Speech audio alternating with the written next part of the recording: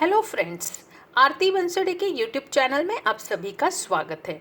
आज हम पढ़ने वाले हैं कॉग्निटिव साइकोलॉजी की वेरियस इंटेलिजेंस थियोरी जो अपने इग्नो नोट्स के ब्लॉक 2 यूनिट 2 में है।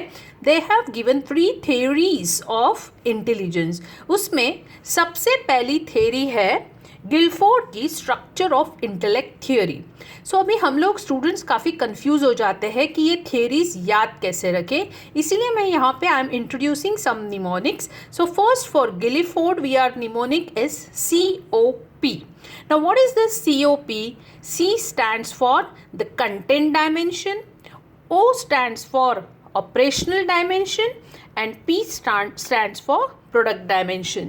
जैसे कि आप देखोगे कि ये इन्होंने जो थ्योरी डेवलप की उसमें total 180 different factors of intelligence इन्होंने डिस्क्राइब किए हुए हैं एंड दिस 180 फैक्टर्स ही has divided under this 3 categories COP, in which C के अंडर ही has given 5 categories.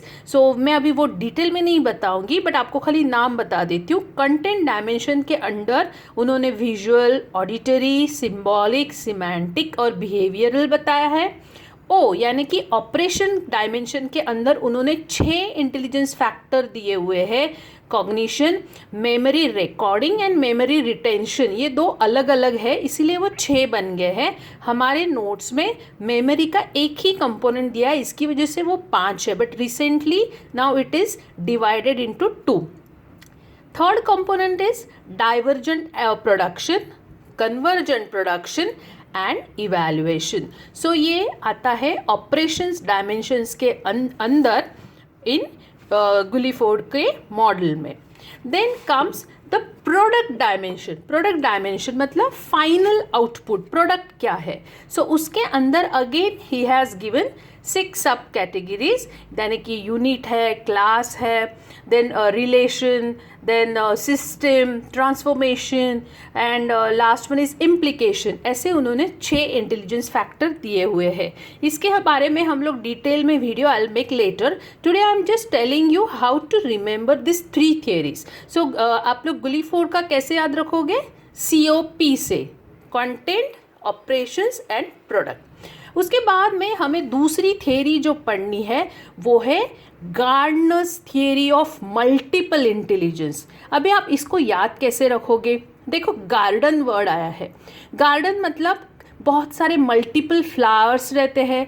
So Gardner's theory of multiple, यहाँ पे फ्लावर्स की जगह पे हम लोग इंटेलिजेंस पढ़ने वाले हैं, जिसमें उन्होंने 9 प्रकार के इंटेलिजेंट दिए हैं, जिसका निमोनिक है लिम लाइन्स। अभी लिम लाइन्स यानी कि याद कैसे रखेंगे लिम lines? So L stands for linguistic intelligence, I stands for interpersonal intelligence, M stands for musical. इसके बारे में डिटेल में we will study later on. Right now आप खाली ये निमोनिक्स याद रख के ये थियरीज के कंसेप्ट क्लियर कर लो कि ब्लॉक 2 यूनिट 2 में हम लोग 3 थियरीज ऑफ इंटेलिजेंस पढ़ रहे हैं। सो पहला हम लोगों ने पढ़ा गुलिफोर्ड का, दूसरा गार्डनर्स का, गार्डनर मतलब गार्डन और मल्टीपल फ्लावर्स, ऐसे याद रखो, और उसका निमोनिक है लिम लाइन्स। सो इतनी 9 प्रकार के इंटेलिजेंस थ्योरी गार्डनर ने बताए हैं, जिसमें लिंग्विस्टिक है, इंटरपर्सनल है,